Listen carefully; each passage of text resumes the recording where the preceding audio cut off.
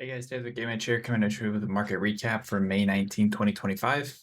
Fairly nice trend today after the gap lower. Bit of a lockout rally here to start the session mode. Then we did get a couple good opportunities in the late morning, early afternoon. Pre-market levels we came up with held up well. So let's get into first those pre-market levels and then how we use our tools to navigate the intraday price action. So first off, as we always do, starting with the market trend model, looking at how we closed on Friday, headed into the Monday session. We can see everything is constructive higher. By that, we mean the cumulative tick trending higher, railroad tracks trending higher, longer term moving average trending higher. Additionally, Thursday, Friday, we saw net significant buying via the filter tick, which again is also constructive than 52-week highs outpacing 52-week new lows. So we have momentum expanding higher. We have breadth expanding higher as well. Next, going to the SPX complex, the options market specifically, the reason we look at that is A, it's forward-looking, B, SPX is large and liquid. By understanding the SPX, you broadly understand the market as a whole. So looking at SPX A, starting out, again, call-dominated environment above the spot price, good to see. SPX P, again, call-dominated environment as well.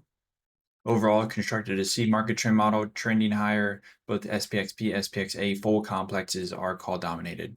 So from a swing trading point of view, the environment is constructive for that. Now keep in mind in terms of where we are kind of in the micro cycle, because remember the market is a sine wave. It goes up and it goes down. Right now we're in an uptrend. So kind of understanding the context of the current uptrend, current impulse move higher where we are, that is when you are wanting to, place those trades for expansion higher, but just overall, fundamentally, the backdrop is, supportive flows coming into the market. So moving away from that, moving specifically to our intraday trading now, SPX 0DT is what we focus on that to get our key levels for the day. Keep in mind, if you're a futures trader, if you're trading SPY, QQQ, whatever, we still focus on the SPX complex for our key levels because, again, just the size of the market. And then again, you can use these levels and then execute your trade through futures, but then, looking at the SPX levels, like that's what I personally do. That's what a lot of futures traders in the community do. Or you can go ahead and you can convert these levels to the, ES futures if you want to. But anyways, just wanting to highlight the various different zones, various different levels here. So the blue zone, that is our DEX or our delta transition zone. Again, simply put, bullish above, bearish below. And when we're in between in that chop zone is exactly what that is, right? Chop price action. Above the drunken sailor range, we have this orange box, which is, restart. Above the DEX transition, we have this orange box, which is our drunken sailor range.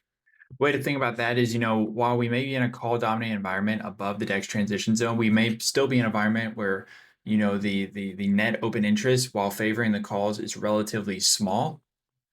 Therefore, it's not going to have as significant of an influence on spot price and intraday volume, specifically the opening and closing of transactions, but then the zone is still going to have a meaningful impact on price movement. And that zone was from 6,000 down to 59.10. Now, keep in mind that we were opening below the bottom of the DEX transition and below the bottom of the drunken sailor range. So all things equal, on this 0DT timeframe, price action was not looking very good coming into the session. Right, and then just quickly before we get into the price action itself, just marking the kind of key levels. We have bottom of drunken sailor 59.10, 5900 key kind of psychological level I've just marked, 59.30, top of the DEX transition zone. And something I did not point out, but we did discuss in the pre-market is looking at the 59.50 strike. This is our key kind of first upside strike if we were to overtake 59.30.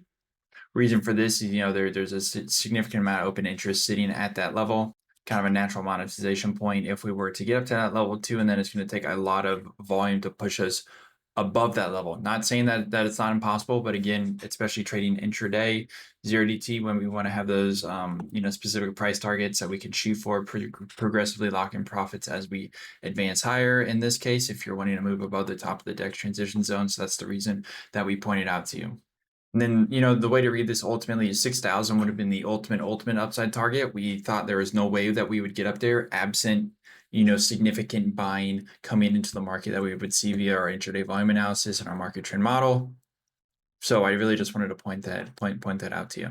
But anyways, getting into price action itself today, really right off the open, just ripped higher, kind of a lockout rally higher. Again, we never came back and tested the opening print, which is constructed to see if you were a bull on the day. right? And then we just ripped through the bottom of the junk and sailor zone, eventually got to the top of the DEX transition zone. You can see that we started respecting the top of the DEX transition zone. VWAP was starting to trend higher towards that point in time as well. Then something to note too is, as recapped in the Discord today, once we got above the DEX transition zone, I was looking for a long trade up to this 59.50. You know, we got some good consolidation spots in here where I was able to easily, you know, kind of minimize downside risk with the move up to 59.50 as obviously the target. So I think I was risking, you know, 5 points to make 10 points. So 2-to-1 risk to reward, not as big as I want or typically shoot for, but you know, just giving kind of the rip up and kind of where what the structure was like, where those upside targets were. That is what the market gave me today. And so right when we got to 59.50, obviously locked in the profits. We continued to ramp a little bit higher from there. However, my trade was to 59.50. Didn't care that we continued to move higher because at that point that was no longer part of my trade. But nonetheless, just to go through it, you know, kind of got up to 59.70, ran out of steam, then really just oscillated around the 59.50 the rest of the session. A couple things I did want to note that helped to influence this trade is looking at the market trend model on an intraday basis, we can see that we are seeing significant buying, really a linear update buying via the filter tick, which again is our measurement of significant buying into the market. So that was nice confluence with getting above the top of the junk and sailor zone. The market trend model itself, you know, was trending higher throughout the session as well. So on an intraday basis, from a swing trading time frame, the market trend model was still very constructive of a move higher.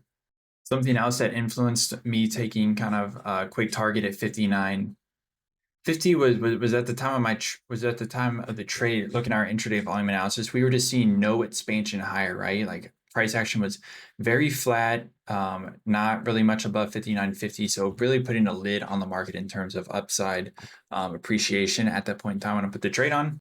You know, we can see a little bit in the afternoon. We started to see a little bit of aggression higher, but that was quickly kind of smashed. Really started to come down throughout the end of the session. So kind of the moral of the day was, while the put side was continuing to progress higher, kind of indicating to us puts were likely being closed, meaning, you know, put speculators were not being aggressive to the downside. So that helped at least kind of rule out one side of the market today. On the flip side, the call side was just not being aggressive to the upside, which is a common theme that we've been seeing over the last couple of weeks. Is on an intraday basis, just the calls have not been kind of trending speculation higher throughout the session, which when we want to get kind of a sustained trend move higher, that is what we see. And so right headed into tomorrow, you know, the market trend model is still constructive. We reclaimed all the levels that we needed to in terms of the SPX. So obviously we'll get the overnight update, see how positioning looks coming into tomorrow. But yeah, with that, hopefully if you guys have been watching these videos over the last couple of weeks, hopefully it's clear kind of our simple framework of how we, you know, understand market sentiment in the morning, then we come up with our key trading levels for the day. And if you want to kind of unlock a little bit more about all of our different tools in our curated playlist in the description of this video, you know, every weekend for the last couple months, we've been putting out weekly videos on our various tools, our various frameworks. You know, they're all probably, you know, 15-minute videos on how we do what we do. So hopefully you find those helpful. You know, you're kind of unlocking our full system. We really teach you everything in there. If there's any questions, obviously feel free to leave questions in the description of those videos and happy to get to those. So with that, you guys have a good rest of your night and we'll see you tomorrow. Thanks. Bye.